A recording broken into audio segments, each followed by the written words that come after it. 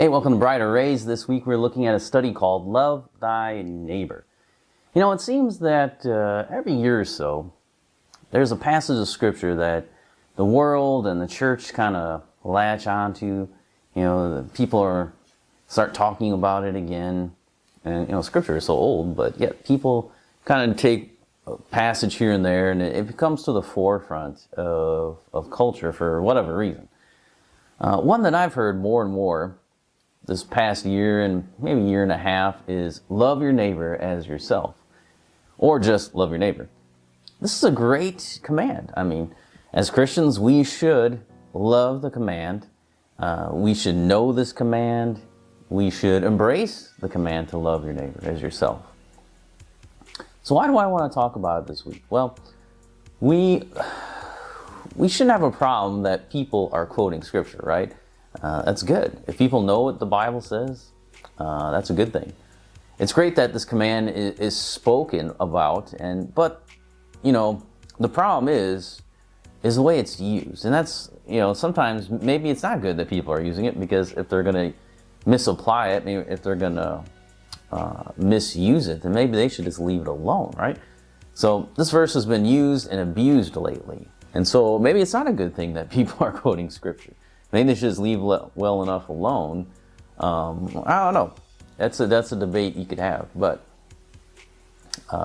this verse has been used, and incorrectly, quite a bit lately. So, you know, I've heard it being used by churches, seminary leaders, by pastors, just normal lay Christians have been using it a lot more.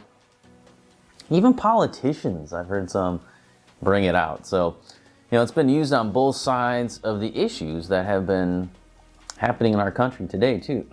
From things like COVID, to the protests, to plagiarism, to wokeness. The phrase, love your neighbor, has been really wielded as a weapon on both sides. You know, they've taken it and say, well, you need to do this to love your neighbor. And the other side will say, no, you have to do this to love your neighbor. And so people have been using it on both sides. But what does the phrase mean? And that's what we need to figure out. Is it right for us to use the phrase, love your neighbor, and then we fill in the blank with whatever we want? Is that how we're supposed to do things? Is that what we're supposed to do? Can we biblically do this? Does God allow us to define what the command means? Are we allowed to do that? He just says, well, you know, love your neighbor as yourself, and then you figure out what it means. Or has God told us what that phrase means? Well, I think you probably figured out where I'm going with this. So we're going to take a look at scripture. We're going to take a look at God's word and see what it says. So as we go through the study, we're going to jump around different passages. So follow along with me. And we're going to take a look at what is loving your neighbor as yourself, as defined by scripture. Not by the world, not by Christians that have never read the Bible, but by the scripture. So next time we'll start and we'll go through what the Bible actually says. Where is that phrase found in the Bible is where we're going to start. So come back next time.